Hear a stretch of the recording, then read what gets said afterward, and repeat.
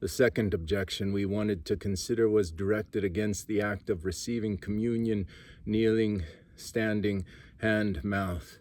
Well, first of all, I would like to say that both attitudes are possible, and I would like therefore to ask all priests to exercise tolerance and to recognize the decision of each person. And I would further like to ask you all to exercise the same tolerance and not to cast aspersions on anyone who may have opted for this or that way of doing it. But you will ask, is tolerance the proper answer here? Or is it not misplaced with respect to this most holy thing? Well, here again we know that until the 9th century, communion was received in the hand standing.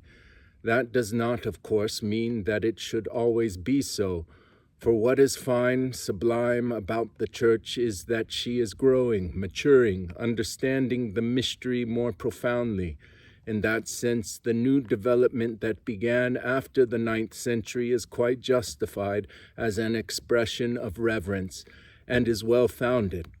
But on the other hand, we have to say that the Church could not possibly have been celebrating the Eucharist unworthily for 900 years.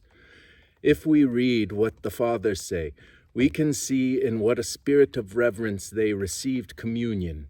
We find a particularly fine passage in the writings of Cyril of Jerusalem from the 4th century. In his catechetical homilies, he tells the candidates for baptism what they should do at communion. They should make a throne of their hands, laying the right upon the left to form a throne for the king, forming at the same time a cross. This symbolic gesture, so fine and so profound, is what concerns him. The hands of man form a cross, which becomes a throne, down into which the king inclines himself.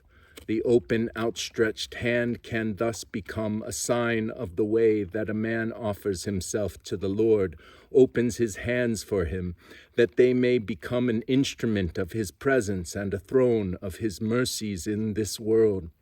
Anyone who reflects on this will recognize that on this point it is quite wrong to argue about this or that form of behavior.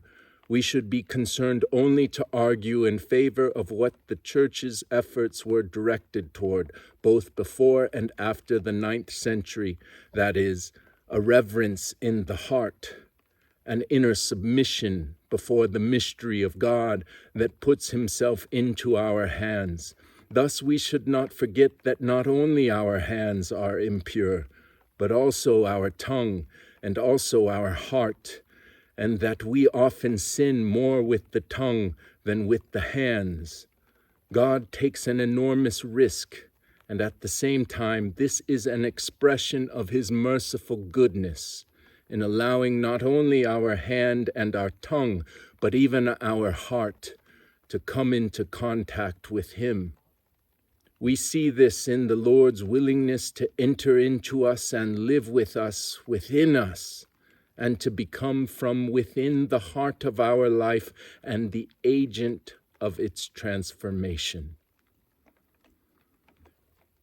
Abide the fire.